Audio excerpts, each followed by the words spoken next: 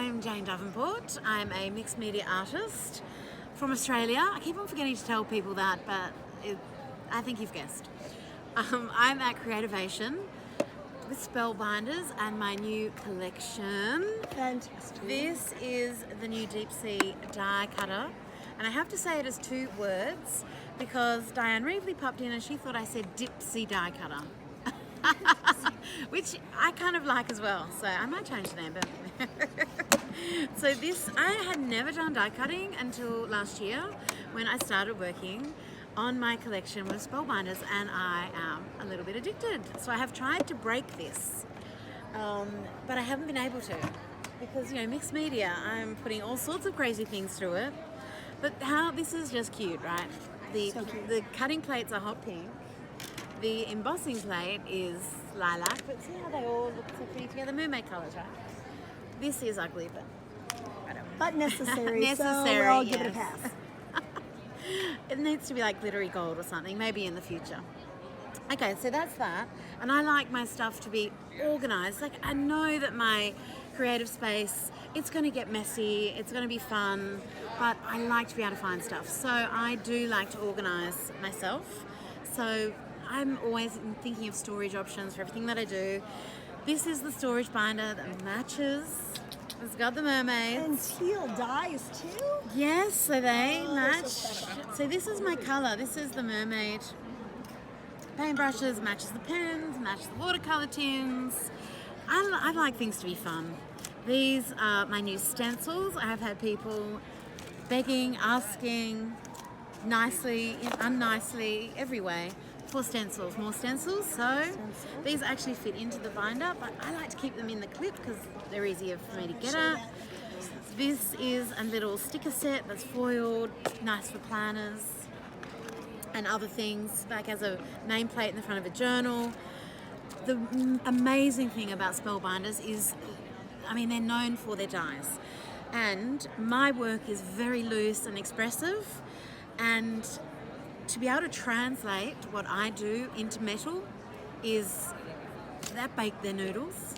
Frank is in charge of that, and Holly, and they managed to do it not just for the dies. So let me just grab some of the cute little cutouts.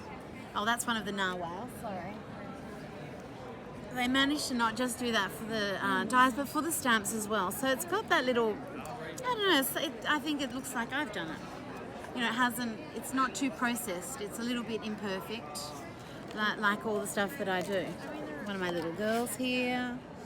And I just wanted to show you this one here.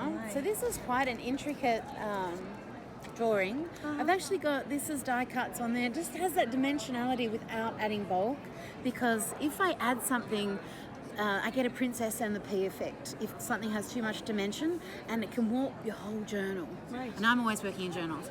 So this doesn't have dimension, but it has volume, so I'm kind of in love.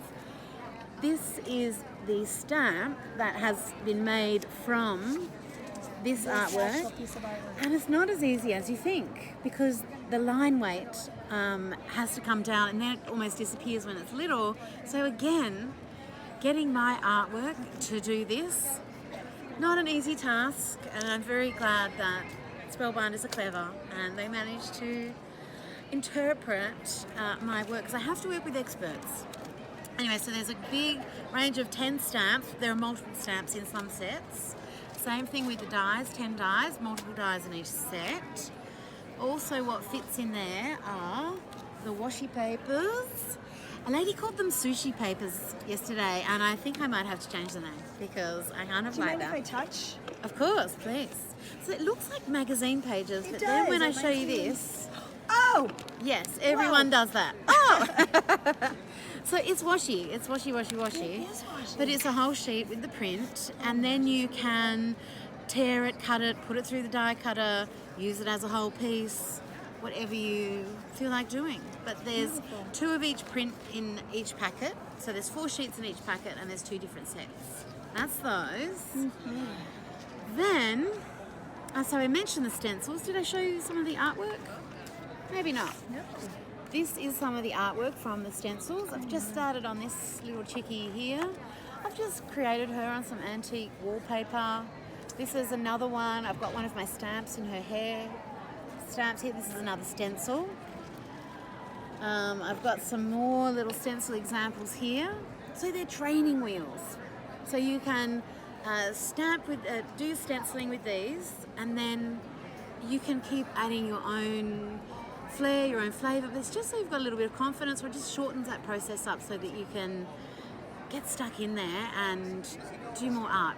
That's all I want you to do. Do more art. Do more art. That's all I ask. So I've also got a new ink. Yes. So I've got my Mermaid Ink, like the mermaid markers, the ink in that. This is the most water reactive ink on the planet. Like a mermaid, you add water, woo, off it goes. It always stays reactive. Mermaids never sleep, and that's that ink. Then I also got the new Incredible inks, which are scented. They're these scented? yes. So this is chocolate scent. This has lemon. They've all got different scents. These are semi-permanent.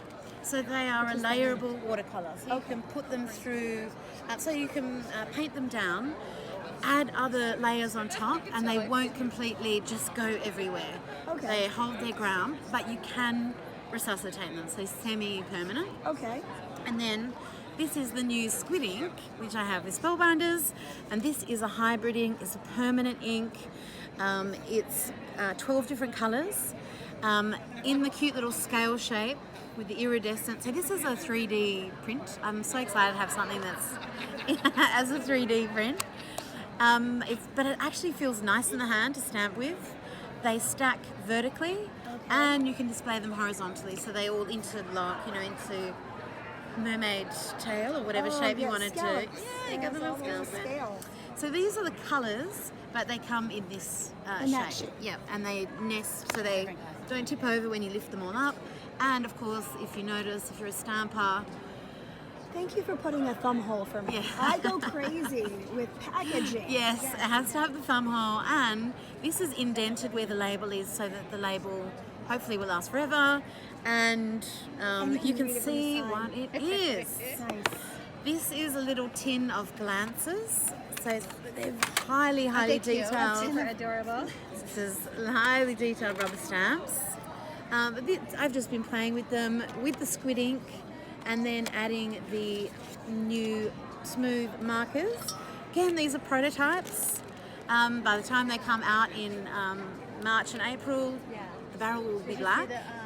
And they've got a special kind of tip. This is the tip that I used that was discontinued from my favourite marker. When I studied fashion illustration in Paris, I'm showing off. You've got to show off about Paris. And this is it's a brush tip with a bit of body, so it's easier, I think, to get hooked on. A lot of people, I adore alcohol markers because this is what I learnt with, and a lot of people using them for the first time, try them, because there is a learning curve, and this type of tip helps with that. So you can get the fine line, a broad line, all in one tip. You don't have to swing back and forth. And you've got a very fine chisel tip. Yeah, I don't understand the big flat chisel tips. I just don't think that's they're very an practical. expert thing for graphic designers. That's really what, for doing, especially cars and commercial designing. Some people are awesome at them, but there's definitely a learning curve. Yeah. Also, it's got to be on the right paper, blah, blah. But I don't actually subscribe to that either. You just have to know what your materials are going to do, and how do you learn? Use them, experiment. Don't be afraid to make a mess, and especially this is what's great about art journaling, is you can experiment, make a mess, and it doesn't matter.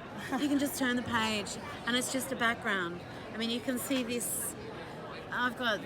It's just testing paper, and I've got writing and higgledy-piggledy. So I see a lot of white markers. What are the white markers that you The use? white marker, some of it's paint, and some of it's my paint over pens. So this is a colour called Unicorn. So these are this one's been used and abused today. So that's the broader one, and this is the finer one. And these work beautifully on my acrylic paint, which is very, very matte. Again, the reason I have really matte acrylic like this, It's one of my new colours. It's called Fox. It's gorgeous. Oh, No, this is berry. Sorry. It's super matte, so that you can layer, even watercolor everything. So you can never paint yourself into a corner. You can always just keep adding more and more if you want to. You don't have to. You don't have to be into layers, just because I am. but why not? Now, I saw something with your paintbrush and the tails. Can you show me that? I think I see a thing. This is a little set of texture brushes. So even this is mine as well, the little brush vase. Wait, so that's yours? Yes. Oh, that's so cute. And did you see she's teal inside? And she's teal inside. Her brain is teal, like mine.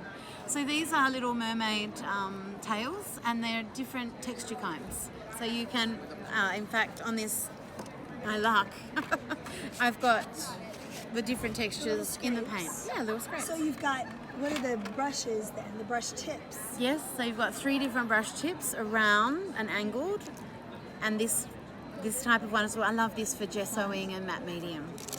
Yeah, so flat, That but is it's a little bit incredibly- longer than a normal flat. It's just incredibly clever to make use of the tail end of the brush. Nobody does that. So when I drew this on a little piece of paper and I showed it to my team at American Crafts, everyone's brains exploded. And it's just so much fun for me to work with companies like American Crafts, Spellbinders, and come up with innovative things for us creative people, so that we've got fun tools that make us want to create. That's what I love to do. Fun and functional. Exactly. I love it. You put the fun and Take the pain out of paint and put the fun and functional. and put the fun in functional. Love it. Thank you so much, Jane. I really appreciate it. My pleasure. Bye.